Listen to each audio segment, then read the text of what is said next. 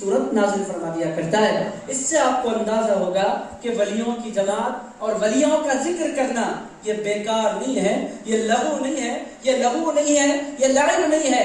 عزیزان گرامی قدر، یہ انتہائی بامقصد کام ہے جو کام اللہ کو پسند ہے۔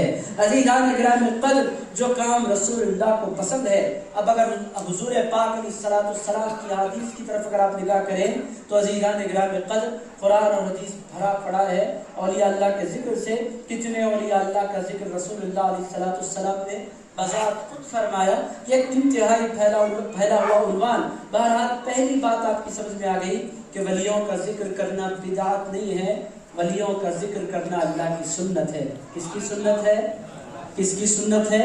اللہ کی سنت ہے۔ عزیزان گرامی قدر، اولیاء اللہ کا تذکرہ کرنا اللہ کو پسند ہے، اسی لیے اللہ نے سورہ کہف بھی نازل فرمائی، سورہ مریم بھی نازل فرمائی، سورہ لقمان بھی نازل فرمایا۔ پھر اللہ پاک نے قرآن مجید کے مختلف گوشوں میں چیدہ اولیاء اللہ کا ذکر اللہ پاک نے اپنے پاکیزہ کلام میں فرمایا۔ تو عزیز دوستو، یہ جو ڈاؤٹ لوگوں کے ذہنوں میں پیدا ہوتا ہے کہ یہ بدعت ہے، ان سے آپ پوچھیں اگر اولیاء اللہ کا ذکر کرنا بدعت ہے تو پھر لقمان علیہ السلام کا نام قرآن میں کیوں آیا؟ اگر اولیاء اللہ کا ذکر کرنا بدعت ہے تو بی بی مریم کا نام قرآن میں کیوں آیا؟ اگر اولیاء اللہ کا ذکر کرنا بدعت ہے تو اصحاب کہف کا ذکر قرآن مجید میں کیوں آیا؟ اگر اولیاء اللہ کا ذکر کرنا بدعت ہے تو حزب اللہ کا ذکر قرآن میں کیوں آیا؟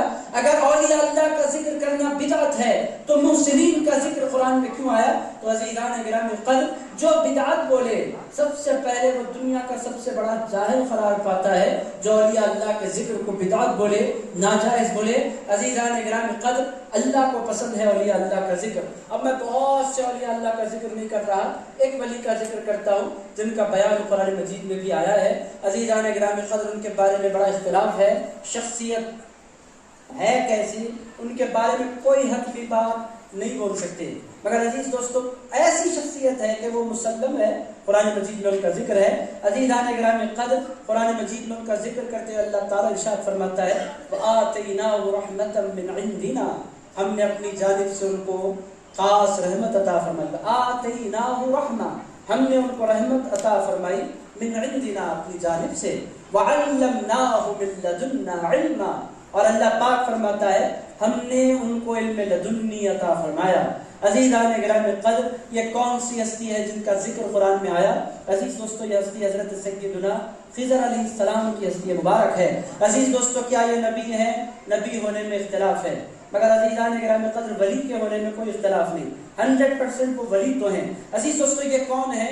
یہ حضرت سیدنا خضر ہیں۔ اب آپ بولیں گے میں ان کا ذکر کیوں کر رہا ہوں؟ میرے دوستو، آپ کو پتا چلے گا کہ حضرت خضر علیہ السلام کو جب آپ دیکھیں گے تو آپ کو پتا چلے گا کہ ولی ہوتا کیا ہے، اس کا مقام کیا ہوتا ہے، اس کی شان کیا ہوتی ہے۔ میرے دوستو، بالکل مختصر سا ذکر حضرت خضر علیہ السلام کا آپ کی خدمت میں رکھتا ہوں، بات کا ذکر نہیں، وہ ذکر جو قرآن میں آیا تاکہ بات مضبوط ہو سکے۔ بقیہ بات کی روایتوں کو بہت سے لوگ ایکسپٹ کرتے ہیں، بہت سے لوگ ڈینائی کرتے ہیں۔ اس زمانے میں ہمارے اولیاء کے روایات کے نہیں ماننے والے بڑی تعداد میں پائے جاتے ہیں، اس واسطے میں ان کا ذکر نہیں کرتا۔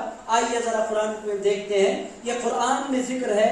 اللہ پاک فرماتا ہے وَآتَيْنَاهُ رَحْمَةً مِّنْ عِنْدِنَا، ہم نے اپنی جانب سے ان کو رحمت عطا فرمائی، وَعَلَّمْنَاهُ مِن لَّدُنَّا عِلْمًا، اور ہم نے اپنی جانب سے ان کو علم لدنی عطا فرمایا۔ عزیزان گرامی قدر، اللہ تعالیٰ